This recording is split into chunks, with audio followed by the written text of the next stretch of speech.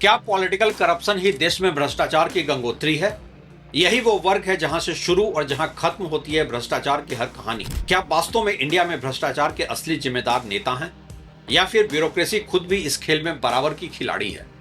क्या दोनों ही complementary forces नहीं है भ्रष्टाचार के? और क्या हमारा इलेक्टोरल सिस्टम है जिम्मेदार देश में भ्रष्टाचार के लिए? क्या यह सच नहीं है कि भ्रष्टाचार चाहे किसी भी लेवल पर आम आदमी को सामना करना पड़े, लेकिन वो चल रहा होता है राजनीतिक संरक्षण में ही? भ्रष्टाचार दिखता है आम लोगों के जरूरी काम कराने के मामलों के लेन देन में, लेकिन अक्सर ही वो बड़े भ्रष्टाचार आम आदमी को दिखाई भी नहीं देते जो पॉलिटिकल लेवल पर हो जाता है पॉलिसी कैप्चर करके। आज जरूरत है देश में भ्रष्टाचार के पूरे चेन को समझने की, पॉलिटिकल करप्शन के टॉप डाउन हायरार्की का ब्रेकअप करने की, ताकि आम लोग भ्रष्टाचार पर महज रिएक्ट करने की जगह प्रोएक्टिव होकर उठाएं सवाल। लोग समझें कि कौन है असली गुनहगार उनके टैक्स के पैसों के चोरी का और देश के विकास में डकैती का।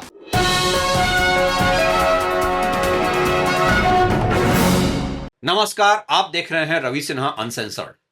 एक आम आदमी के लिए तो उसकी फाइल और सिस्टम की महज कहानी है ये, लेकिन दरअसल ये असली कहानी है देश के उस सिस्टम की जहां भ्रष्टाचार को प्रिविलेज्ड पॉलिटिकल क्लास ने अपना जन्मसिद्ध अधिकार बना लिया है। सुबह के 10 बजे हैं। एक आम आदमी तहसील, नगर निगम, विकास प्राधिकरण या किसी सरकारी कार्यालय के बाहर खड़ा है। उसके हाथ में फाइल है। काम कुछ भी हो सकता है। घर का नक्शा पास कराना है, जमीन का नामांतरण कराना है, बिजली कनेक्शन लेना है, पेंशन शुरू करनी है, दुकान का लाइसेंस चाहिए या किसी सरकारी योजना का लाभ। वो काउंटर पर जाता है। क्लर्क कहता है साहब की साइन चाहिए। साहब के कमरे में जाता है। वहां कहा जाता है फाइल में कुछ कमी है। वो पूछता है कौन सी कमी? जवाब मिलता है आप बाहर किसी एजेंट से मिल लीजिए, वो बता देगा। और यहीं से शुरू होता है भारत में भ्रष्टाचार का सबसे आम दृश्य। आम आदमी को लगता है कि रिश्वत उस क्लर्क ने मांगी। क्लर्क को लगता है कि वो ऊपर तक हिस्सा भेजता है। ऊपर का अधिकारी कहता है कि असली दबाव राजनीतिक है। नेता कहता है कि चुनाव लड़ना महंगा है, कार्यकर्ता संभालने पड़ते हैं, क्षेत्र में काम कराने पड़ते हैं। और ठेकेदार कहता है बिना सिस्टम के मैनेजमेंट के टेंडर, भुगतान, मंजूरी, जमीन या लाइसेंस नहीं मिलता। तो सवाल है, इस भ्रष्टाचार की शुरुआत कहां होती है और कौन है असली गुनहगार? क्या भारत में भ्रष्टाचार का असली इंजन इलेक्टेड रिप्रेजेंटेटिव्स यानी मंत्री, विधायक, सांसद, पार्षद और स्थानीय राजनीतिक सत्ता है? क्या वे ब्यूरोक्रेसी को भ्रष्टाचार का हिस्सा बनने के लिए मजबूर करते हैं या फिर ब्यूरोक्रेसी केवल मजबूर कर्मचारी नहीं बल्कि उस मशीन की अस्थायी, अनुभवी और लाभ कमाने वाली पार्टनर है? इस सवाल का ईमानदार जवाब एक लाइन में नहीं हो सकता। राजनीति भ्रष्टाचार को संरक्षण, दिशा और राजनीतिक ताकत दे सकती है। ब्यूरोक्रेसी भ्रष्टाचार को प्रक्रिया, फाइल, नियम और सरकारी वैधता देती है। और बिजनेस, ठेकेदार, बिचौलिया तथा कभी कभी नागरिक की मजबूरी या सुविधा इस चक्र को पूरा पैसा देते हैं। लोकतंत्र में नेता के पास ताकत क्या होती है? भारत में इलेक्टेड रिप्रेजेंटेटिव्स केवल भाषण देने वाला व्यक्ति नहीं होता। उसके पास कई स्तरों पर प्रभाव होता है। कौन मंत्री बनेगा, किस विभाग को कौन संभालेगा, किस इलाके में कौन सा प्रोजेक्ट जाएगा, किस योजना की प्राथमिकता बदलेगी, किस अधिकारी को काम करने वाला यानी एफिशिएंट माना जाएगा, किस अधिकारी का ट्रांसफर होगा, किस ठेकेदार या कारोबारी को पहुंच मिलेगी, किस शिकायत पर कार्रवाई होगी और किस पर फाइल दबेगी। कागज पर मंत्री और विधायक कानून से बंधे होते हैं, पर व्यवहार में राजनीतिक शक्ति का सबसे बड़ा हथियार अक्सर कोई लिखित आदेश नहीं होता, बल्कि फोन कॉल, संकेत, दबाव, पोस्टिंग, ट्रांसफर और संरक्षण होता है। एक ईमानदार अधिकारी को हर बार सीधे रिश्वत का आदेश नहीं दिया जाता। अक्सर उससे कहा जाता है इस काम को जल्दी कर दीजिए, ये हमारे क्षेत्र का आदमी है, ये फाइल रोकना ठीक नहीं होगा, आपको सिस्टम समझना चाहिए, बहुत नियम कानून मत देखिए। और अगर अधिकारी मना करे तब कई जगह संदेश भी स्पष्ट होता है। आपकी पोस्टिंग बदल सकती है, आपको कम महत्व वाले विभाग में भेजा जा सकता है, आपको ऐसी जगह लगाया जा सकता है जहां न संसाधन हो, न प्रभाव, न करियर की संभावना। यही कारण है कि भारत में ट्रांसफर पोस्टिंग को केवल प्रशासनिक प्रक्रिया नहीं बल्कि सत्ता के नियंत्रण का उपकरण माना जाता है। एक अधिकारी की नौकरी अस्थायी हो सकती है, लेकिन उसकी कुर्सी, उसका विभाग, उसका शहर, उसका प्रभाव और उसकी कार्यक्षमता अस्थायी नहीं होती। राजनीतिक सत्ता उस असुरक्षा को समझती है, और जब करियर की सुरक्षा सत्ता के हाथ में हो तो स्वतंत्र निर्णय लेना कठिन हो जाता है। भारत की भ्रष्टाचार विरोधी बहसों में क्रिमिनल ब्यूरोक्रेटिक पॉलिटिकल नेक्सस की चिंता कोई नई नहीं है। सुप्रीम कोर्ट के हालिया फैसलों में भी ऐतिहासिक संथानम कमेटी की उस चेतावनी का उल्लेख हुआ कि उच्च स्तर पर अपराधी, राजनीतिक और प्रशासनिक गठजोड़ गंभीर खतरा बन सकता है। लेकिन क्या हर ब्यूरोक्रेट मजबूर होता है? यही कहानी का दूसरा और अधिक असहज हिस्सा शुरू होता है। अगर ब्यूरोक्रेसी केवल दबाव में काम करने वाली मजबूर संस्था होती तो सत्ता बदलते ही भ्रष्टाचार खत्म हो जाना चाहिए था, लेकिन ऐसा नहीं होता। सरकारें बदलती हैं, पार्टियां बदलती हैं, मुख्यमंत्री बदलते हैं, मंत्री बदलते हैं, फिर भी कई विभागों में वही पैटर्न चलता रहता है। जमीन का उपयोग बदलवाना, बिल पास कराना, निर्माण अनुमति, खनन अनुमति, शराब, परिवहन, कर, पुलिस, राजस्व, नगर निकाय, विकास प्राधिकरण, ठेके, भुगतान, भर्ती और पोस्टिंग, निरीक्षण और अनुपालन प्रमाण पत्र। क्यों? क्योंकि पॉलिटिशियन अक्सर 5 साल का होता है, लेकिन ब्यूरोक्रेटिक सिस्टम दशकों का होता है। नेता को इलाके की राजनीति समझनी होती है, अक्सर ही संबंधित विभाग में काम कैसे होता है और कमाई कहां कहां होती है, किस प्रोजेक्ट में कितना कमा सकते हैं, उसे यह भी नहीं पता होता है। लेकिन अधिकारी को फाइल की भाषा, नियम की कमजोरियां, विभाग की परंपराएं, पुराने ठेकेदार, दलाल, तकनीकी शर्तें, ऑडिट की सीमाएं और बच निकलने के रास्ते पता होते हैं। राजनेता कह सकता है काम कराना है, लेकिन अधिकारी जानता है किस नियम में ढील दी जा सकती है, किस नोटिंग से जोखिम कम होगा, किस टेंडर की शर्त किसके लिए बनाई जा सकती है, किस फाइल को कितना महीने रोका जा सकता है और किस जांच को प्रक्रिया में उलझाया जा सकता है। यानी नेता के पास शक्ति हो सकती है, पर ब्यूरोक्रेसी के पास सिस्टम का नॉलेज होता है। इसलिए भ्रष्टाचार केवल नेता ने कहा और अफसर ने कर दिया वाली कहानी नहीं है।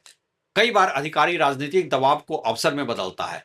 वो कहता है काम हो जाएगा, लेकिन उसका अर्थ होता है कि हर स्तर पर कीमत तय होगी। एक राजनीतिक व्यक्ति को चुनावी फंड, नेटवर्क और सत्ता चाहिए। एक भ्रष्ट अधिकारी को पोस्टिंग, संरक्षण, संपत्ति और भविष्य की सुरक्षा चाहिए। एक कारोबारी को लाइसेंस, जमीन, टेंडर, मंजूरी या नियमों में राहत चाहिए। यहीं से नेक्सस बनता है।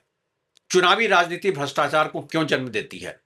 राजनीतिक भ्रष्टाचार की जड़ केवल व्यक्ति की नैतिकता नहीं है, वो चुनावी अर्थशास्त्र से भी जुड़ी है। इस देश में चुनाव महंगे हैं, प्रचार महंगा है, कार्यकर्ता, वाहन, विज्ञापन, सोशल मीडिया, जनसभाएं, स्थानीय नेटवर्क, कानूनी टीम, यात्रा, सब महंगे हैं। जब राजनीति में खर्च पारदर्शी और सीमित नहीं होता, तब पैसा अक्सर वैध रास्तों से बाहर से आता है, और जो पैसा सत्ता तक पहुंचता है वो अक्सर बदले में कुछ चाहता है। जमीन, ठेका, खनन अधिकार, नियामक राहत, टैक्स में सुविधा, जांच से राहत, नीति में बदलाव, सरकारी खरीद, सार्वजनिक संपत्ति तक पहुंच। यानी चुनावी फंडिंग और प्रशासनिक फैसलों के बीच दूरी कम होती जाती है। पुरानी वांकू कमेटी ने भी चुनावी खर्च और काले धन के संबंध को लेकर चिंता की थी कि चुनावी खर्च के लिए बड़े पैमाने पर धन चाहिए और उसका एक हिस्सा संपन्न लोगों के काले धन से आता है। यहां भ्रष्टाचार केवल रिश्वत नहीं रह जाता, यह पॉलिसी कैप्चर बन जाता है, जहां नियम सार्वजनिक हित के लिए नहीं, किसी विशेष नेटवर्क के हित के लिए ढलने लगते हैं। भ्रष्टाचार की सबसे खतरनाक शक्ल जब रिश्वत नहीं, नियम बदलता है। एक छोटा भ्रष्टाचार है किसी व्यक्ति से प्रमाण पत्र के लिए पैसे लेना, लेकिन उससे बड़ा भ्रष्टाचार है ऐसा नियम बनाना जिससे हजारों या लाखों लोगों का नुकसान हो और कुछ लोगों को असाधारण लाभ मिले। उदाहरण के तौर पर सोचिए, किसी क्षेत्र का लैंड यूज बदलना, किसी परियोजना के लिए पर्यावरणीय शर्तें कमजोर करना, किसी टेंडर की एलिजिबिलिटी ऐसी बनाना कि केवल एक समूह योग्य रह जाए, किसी सार्वजनिक संपत्ति का मूल्यांकन कम करना, किसी जांच में देरी करना, किसी लाइसेंस के लिए चयनात्मक कार्रवाई करना, किसी बिल्डर, खननकर्ता, उद्योगपति या ठेकेदार को विशेष छूट देना। यहां रिश्वत लेने वाला व्यक्ति दिखता भी नहीं, फाइलें नियमों के भीतर दिखती हैं, नोटिंग तकनीकी भाषा में होती है, मंजूरी जनहित के नाम पर होती है। लेकिन असली सवाल है, जनहित किसका? राजनीति बिना ब्यूरोक्रेसी के ये नहीं कर सकती, और ब्यूरोक्रेसी बिना राजनीतिक संरक्षण के ये जोखिम नहीं लेना चाहती। ईमानदार अधिकारी की कहानी इतनी मुश्किल क्यों है देश में? भारत में ईमानदार अधिकारी की छवि लोकप्रिय है, खासकर फिल्मों में, लेकिन उसकी वास्तविकता कठिन है। एक अधिकारी यदि नियम के अनुसार काम करे तो उसे कई तरह की कीमत चुकानी पड़ सकती है।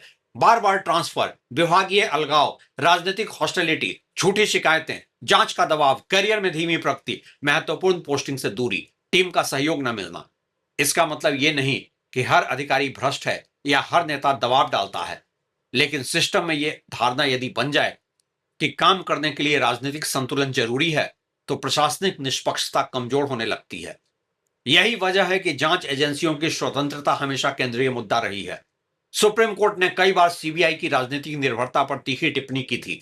सार्वजनिक बहस में उसे केज्ड पायलट तक कहा गया। सीबीआई की प्रशासनिक स्वायत्ता और राजनीतिक हस्तक्षेप का प्रश्न आज भी संस्थागत सुधार के बहस के केंद्र में है।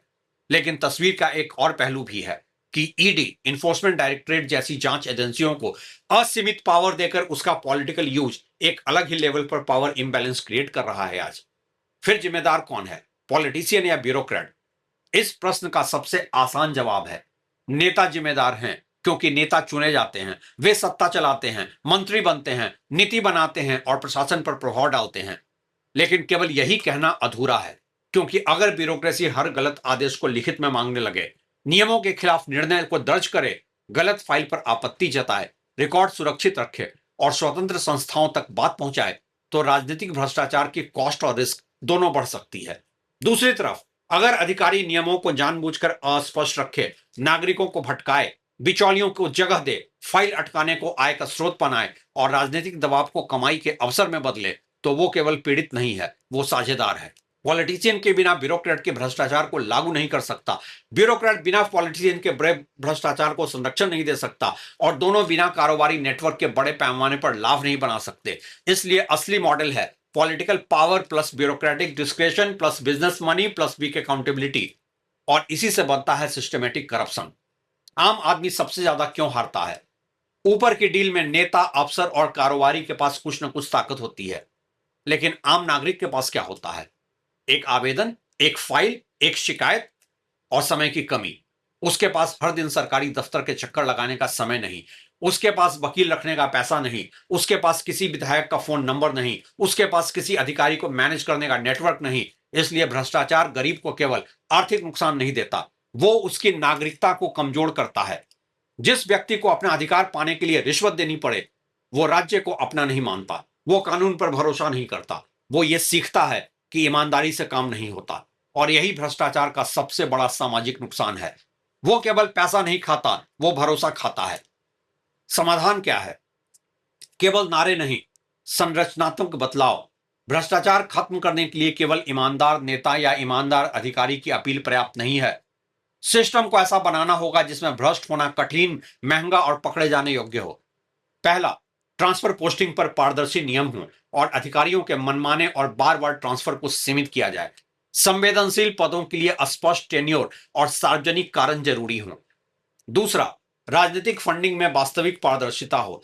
जिस राजनीति को अपारदर्शी पैसा चाहिए, वो प्रशासन को निष्पक्ष नहीं रहने दे सकती। चुनावी चंदे, खर्च और लाभार्थी नेटवर्क पर अधिक खुलापन जरूरी है।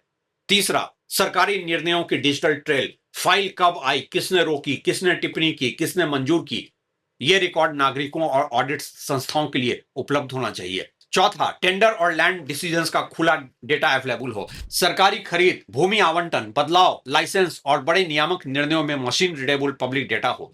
पांचवा, जांच एजेंसियों की वास्तविक स्वतंत्रता। सीबीआई, विजिलेंस सिस्टम और राज्य एसीबीज को केवल कागजी नहीं, प्रशासनिक और वित्तीय स्वायत्तता चाहिए। सीबीआई की सीमित शक्तियां, राज्य सहमति की जटिलता और राजनीतिक नियंत्रण की आलोचना लंबे समय से दर्ज है। ईडी जैसी संस्था पॉलिटिकल पर्पस से यूज न हो सके, ऐसी व्यवस्था होनी चाहिए। छठा, विसल ब्लोअर प्रोटेक्शन। जो अधिकारी, कर्मचारी, पत्रकार या नागरिक भ्रष्टाचार उजागर करे, उसे प्रतिशोध से बचाना होगा। सातवां, सेवा गारंटी कानून।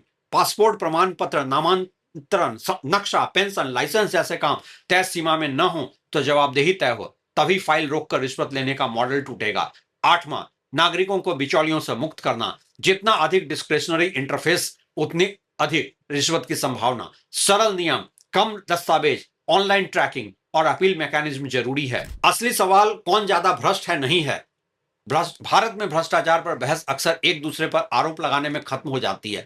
नेता चोर हैं, अफसर भ्रष्ट है, जनता भी रिश्वत देती है, सिस्टम ऐसा ही है। लेकिन यह बहस तब तक अधूरी है जब तक हम सत्ता की पूरी चेन नहीं देखते। एक इलेक्टेड रिप्रेजेंटेटिव गलत काम को राजनीतिक संरक्षण दे सकता है, एक ब्यूरोक्रेटिक उसे कानूनी भाषा और प्रशासनिक रास्ता दे सकता है, एक कारोबारी उसे पैसा दे सकता है, एक बिचौलिया उसे जमीन पर लागू कर सकता है और आम आदमी अंत में उसकी कीमत देता है।